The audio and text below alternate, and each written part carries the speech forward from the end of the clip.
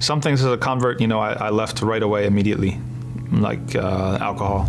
That was something that is just very easy for me. Actually, I stopped eating pork even before I formally became a Muslim. And it was funny because one of the moms of one of my Muslim friends basically noticed and said something like, you notice he didn't take the pork, so it was something that I started doing. It was very easy for me.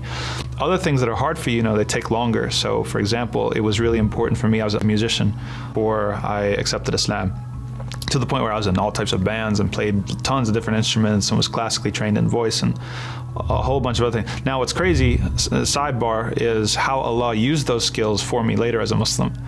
Having a repertoire, singing in languages that I didn't understand made it very easy for me to learn Quran, alhamdulillah. And made it very easy for me to learn tajweed of the Quran. So that was something that I was sort of a skill that I was able to carry over. But other things, I was sort of feeling very conflicted about it, and I did as much research as I could and asked as many people as I could. And I knew performance culture enough to know that it was something that in the back of my head I knew was at some point I'm going to have to just cut this off completely. So it did take me a little bit, but there was definitely a point where I not only got rid of all my instruments, but I actually destroyed them. I had guitars and bass and different things like that, and I actually took it to a dumpster and smashed it and threw it in. Having that sort of clean break was something that was very empowering. And back then you had CDs and you had mix CDs and these folders and folders and folders of CDs, and I tossed them all in there in the dumpster as well.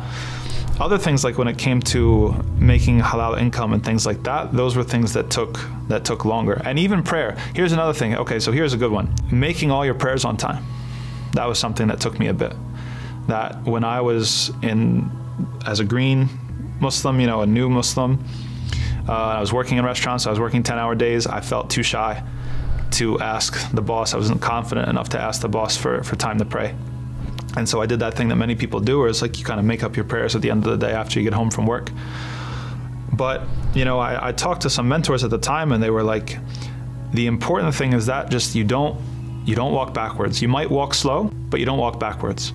And so when I just became more comfortable in my faith and sort of more grounded in it, I started having an easier time sort of advocating for myself and sort of found my voice. And there was that came that day where I talked to my boss and I said, look, I'm going to need to just pop out for 10 minutes between these hours and these hours.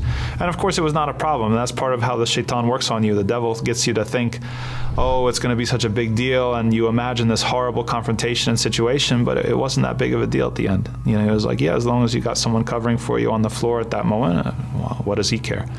So sometimes it takes you a little bit, and sometimes there are things that you need what one of my mentors called an exit strategy. Like you're involved in a sin, and it's something where you need to reduce harm and make a plan to get into a better situation.